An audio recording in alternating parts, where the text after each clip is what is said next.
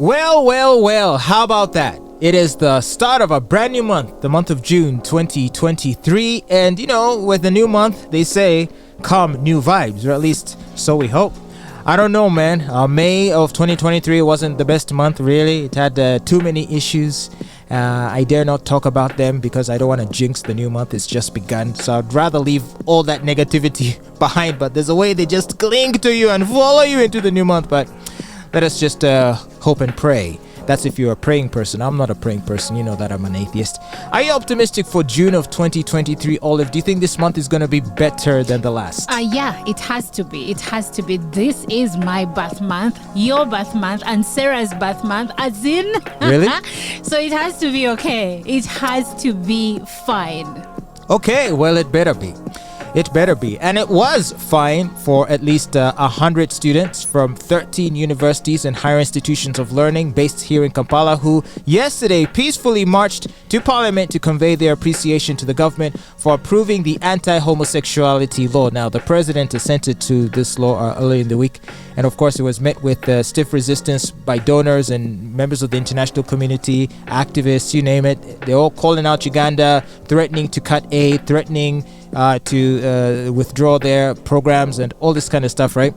And of course, sanctions. The Speaker of Parliament had her visa to the States revoked, so I guess she won't be visiting anytime soon. They told her that she still has a right to apply, but of course now... It will be denied. Yeah. Okay, so there's a special category of sanctions which fall under what is called the Magnitsky Act. Mm-hmm. Are you familiar with that? So it has long been thought that general sweeping sanctions tend not to have a positive effect. Like if a government does something wrong, typically the West has been quick to impose sanctions on the country. Like economic sanctions. So they will say, oh, Iraq, do you have weapons of mass destruction? Sanctions. They'll say, oh, Iran, you sponsor terrorism? Sanctions. What ends up happening is that these sanctions don't punish the elite or the government. They punish the people on the ground, the local citizens, the civilians, who would have had nothing to do with the government's decision. And yet, with these sanctions, what happens is that the price of everything goes up. There is scarcity. So people suffer even more. Right. So the people suffer. And then there were some people who would say, yeah, it's okay for the people to suffer. If they suffer enough, perhaps they'll get so angry that it'll spark a revolution and overthrow the government that annoys us. Mm-hmm. There is such thinking also. It's really, really terrible. And so the Magnitsky, it's hard to mouth, it's just a mouthful. It's a tongue twister. Uh-huh. The Magnitsky Act was formulated. Why does it sound like Lewinsky? Kind of, right? Well, it was formulated so that the government officials responsible for those policies can specifically be targeted. They will say, all right, is this a regime enacting a policy we don't like? All right, who are the people responsible? Who is in charge? It's the defense minister. Mm-hmm. It's this member of parliament. Mm-hmm. It's this security official. And then they will essentially lock or freeze their bank accounts if they have them overseas. They'll deny them visas. And they will attach their property. Exactly. So they'll make life hard specifically for those individuals. And their families. By extension.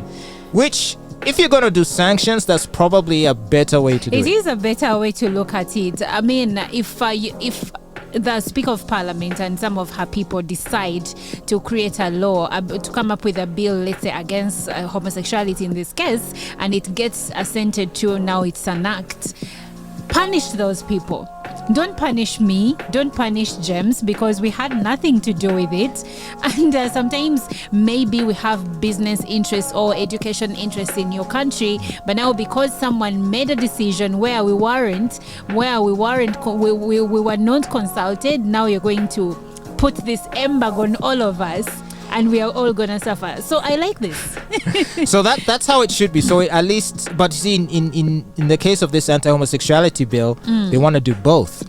They want sweeping sanctions. For example, they want to withdraw PEPFAR funding.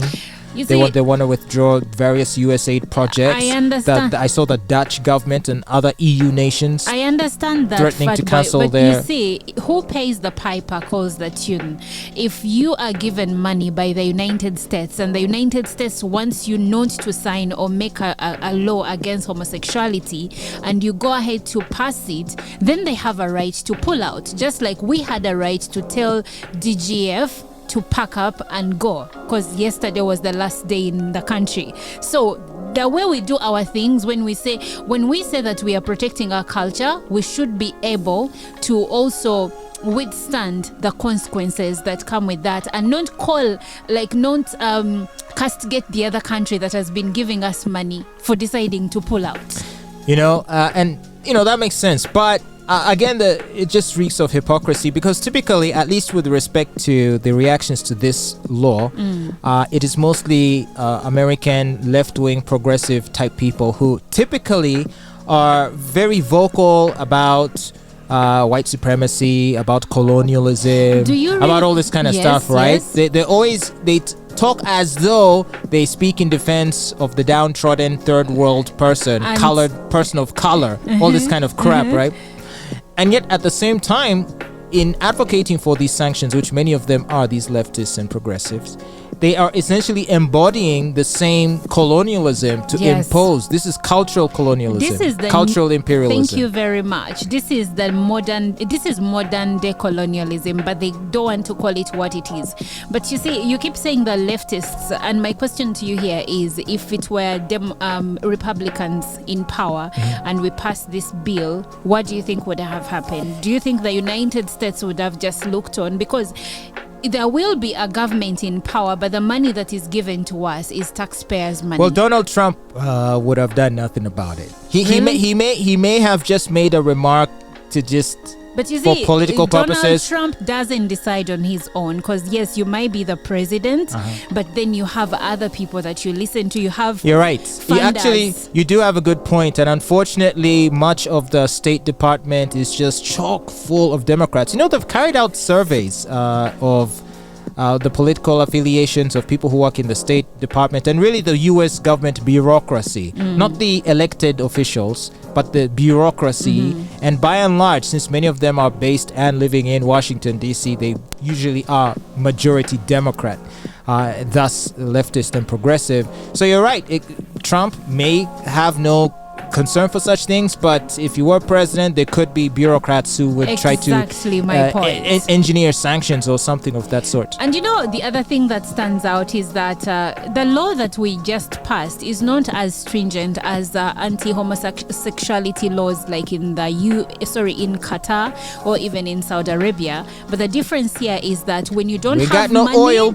When you don't, leave alone the oil, when you don't have money, there are things that there are decisions you can't make. People are going to try to push you into different directions because they know that you survive because of what they give you. So as for the students who took to the streets to march, to appreciate to Parliament, I was just laughing about this earlier. If these same students tomorrow decided to march to Parliament to protest, let's say, corruption. Oh, the same bill? Like if another set of students decided to march and protest against the same act, then they would be met with police. Isn't it ironic action. Though? They'll be greeted with the sweet aroma of tear gas. So here they are prostrating before the government, thanking it for whatever they did, the decisions that they made. So if they were against the government, then this is when what is that provision that police likes to use? Is it POMA, Public Order Management Bill? They use a section of it to try and stop people from converging and marching, even if it is peacefully. But only selectively. Because as of yesterday, it seems like they forgot about that law. And I would have to ask, did these students obtain permission? I guess they didn't. I'm sure they just spontaneously said, hey, let's just go march. And as long as no higher up told the police to do something about it, the kids were left alone. But tomorrow, should they march against something the government wouldn't want them to march against, then you can be sure that someone will... all hell will break loose. All hell would break loose. But anyway, so I guess, going forward, now that the bill is law, and the donors and the Western powers are, making all this kind of noise about it. I don't see our president backing down. And also, as we speak, a petition has been filed. Do you actually realize that, unlike the first time, this time around the president has been more or less non-commit about this whole anti-gay bill? What do you mean? He hasn't said, you see, in the past, the first bill that was passed into law, he was very vocal about it. This time round, he's been making comments here and there, but kind of vague. He's not interested. He even said, we don't even care about these people. It's just that they try to over-talk about their things so that we have to comment. In the past, he said, he took a standpoint and said, we don't like this, we won't do it. But this time round, he's being a politician. I think the president, you see, as much as he's hated by these people, his view on the issue is fairly moderate. It's fairly moderate. In the past, it wasn't. This time, but it's look, it's because you guys just make too much damn noise about this. Can't you just be quiet? And I think as a leader of a country that is trying and striving to remain with some of its norms, I think the president found himself between a rock and a hard place where he knows that we need these people to give us money, but also I need to show as a leader that my people, I'm still with my people. Being a leader is hard. It is, isn't it?